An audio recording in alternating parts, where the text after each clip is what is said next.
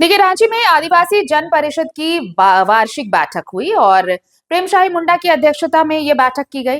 दरअसल इस बैठक में कई मुद्दों पर चर्चा हुई। इस मुद्दे पर भी कि दूसरे संगठनों को यानी दूसरे आदिवासी संगठनों का साथ तो देना है, लेकिन इसके साथ ही साथ अपने संगठन का अस्तित्व भी बचाए रखना है। इसके अलावा सरना धर्म कोड की मांग को लेकर भी बात की गई। साथ ही साथ ये कहा गया कि पेसा कानून में है क्या, इन चीजों को लेकर वो गांव गांव जाएंगे और कैसे ये इम्प्लीमेंट किया जा सकता है, गांव में पेसा कानून कैसे काम करेगा, इसके भी बारे में वो बात करेंगे। इसके अलावा देखिए, अगले साल नई बैठक होने वाली है इस परिषद की। तो अगले बैठक में क्या कुछ नई रणनीतियां होंगी, इस पर भी चर्चा होगी। तो मीडिया से काफी कुछ कहा है प्रेम शाही मुंडा ने। क्या कुछ रही परिषद की बैठक में मुख्य बातें, सुनिए। कई अहम एजेंडे हैं आप लोगों के इस बैठक में।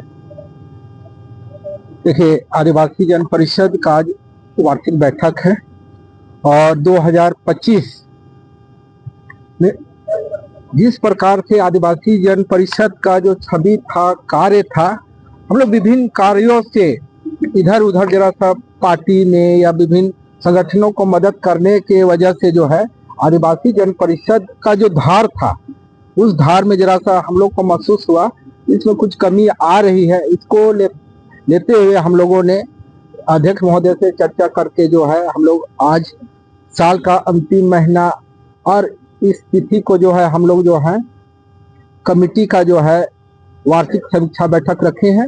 और आने वाला जो 2026 है, 2026 में जो जिस प्रकार से आदिवासी जन परिषद का एक नाम, रुतबा और धारदार हुआ करता था, हम लोग उस रूप में आदिवासी जन परिषद को पुनः ले जाने के लिए आज रणनीति बना रहे हैं। और अभी वर्तमान समय में आप देख रहे हैं कि अभी वर्तमान में आदिवासियों का 2-3 ज्वलंत मुद्दे हैं। उसमें से एक पेशा कानून अभी विगत दिनों जो आपका हेमंत सोरेन जी कैबिनेट में पास किए हैं, उसके बारे में भी हम लोगों को एकदम उसका जो है समीक्षा करते हुए इसको हम लोग जन जन तक कैसे पहुंचाए, इसके लिए भी हम लोगों को चर्चा करनी है। दूसरी बात है कि 2026 में जनगणना भी होना है और उसमें उस जनगणना में सबसे महत्वपूर्ण पहलू है आदिवासियों का धर्म कोड। तो इस पर भी जो है हम लोगों को जो है काफी संघर्ष करके जो है सरकार को दबाव बनाने का हम लोग प्रयास करेंगे, ताकि जनगणना से पूर्व हम लोग का जो है धर्म कोड का जो कॉलम है वो पुनर्स्थापित हो। इसके लिए भी काम करने की जरूरत है। इधर कुर्मी मुद्दा भी है, इधर स्थानीय नीति, बहुत सारे मुद्दाएं हैं। और जिस प्रकार से आदिवासी जन परिषद विभिन्न मुद्दाओं को लेकर के जो है विगत 20 वर्षों से संघर्ष करते आया था, और इस संघर्ष को जो है आगे बढ़ाते हुए हम लोग जो है इसको 2026 में एक इसका जो स्टैंडर्ड जो पैमाना था, उस पैमाना में खरा साबित करने के लिए हम लोग काम करने का आज का बैठक में संकल्प लेने का यही सोच के साथ हम लोग बैठक कर रहे हैं। अभय भट्ट कुमार, प्रधान महासचिव, आदिवासी जन परिषद।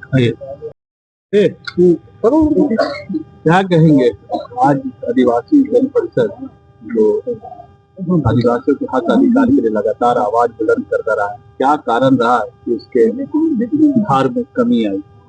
देखिए, धार में कमी नहीं आई है, बल्कि हम लोग गठबंधन के साथ दूसरे संगठन को मदद करते आए हैं।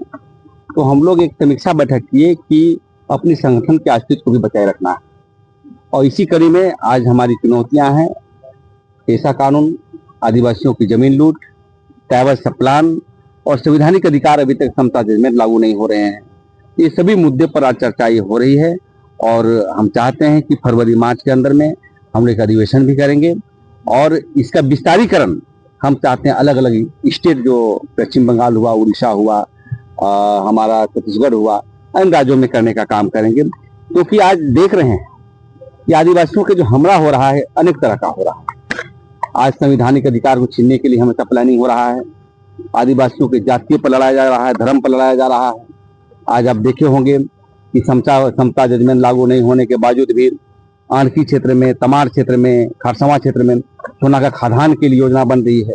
वहां पर जद्दोजहद के साथ वहां पर लूटने के लिए काम किया जा रहा है। तो हम समझते हैं कि आदिवासी जन परिषद एक प्रेशर ग्रुप में रहेगा। जो भी हमारे आदिवासी समाज भी यदि काम नहीं करता है तो उसके लिए प्रतिवाद विरोध करता रहेगा, ताकि आदिवासी की जो समस्याएं हैं समाधान होने के लिए अग्रसर होगा। साल के अंतिम समय में ये बैठक का आपने आयोजन किया। नए साल में क्या क्या एजेंडा होगा जो संगठन को लेके चलना है, उनके लोग लेके चलेंगे? नए साल में हमारी एजेंडा होगी कि संगठन को सशक्त बनाने के लिए विस्तारीकरण करेंगे, बुद्धिजीवी मंच बनेगा, संस्कृति मंच बनेगा, युवा मोर्चा बनेगा, और ये आदिवासियों के लिए होगा। क्योंकि बहुत बार देखें कि आदिवासी पॉलिटिकलाइज नहीं हो पाता, और पेशा कानून हो या कोई भी मसले को लेकर के, जातीयता मसले को लेकर के संवैधानिक जानकारी की अभाव है। तो ये पेशा कानून को सबसे बड़ी चीज है। अगले बार जो हम लोग 2026 में जो निर्णायक मोड़ पर आएंगे, तो जमीन पर कैसे लागू हो, उसके जो नियमावली बने हैं उस पर गांव-गांव और जाकर के ट्रेनिंग कैसे देंगे, और कैसे वो अपनी गवर्नमेंट को मिनी गवर्नमेंट बनने वाली पंचायती जो ग्राम सभा के अंतर्गत पेशा कानून के तहत कैसे संचालन होगा, इसके लिए पूरी तरह से हम लोग संघर्ष करने का काम करेंगे। प्रेम जी, क्या कारण है कि आदिवासी समाज आज भी धार्मिक पहचान करने, क्या कमी रह गई है कि सर्व धर्म कोड अभी तक लागू नहीं? इस राष्ट्रीय मसले हैं, और जब धर्म कोड के मामले आते हैं तो एक स्टेट का नहीं दिया जाता है, और इसलिए हम लोग पूरे देश के लोगों के साथ हम लोग बैठकें कर रहे हैं।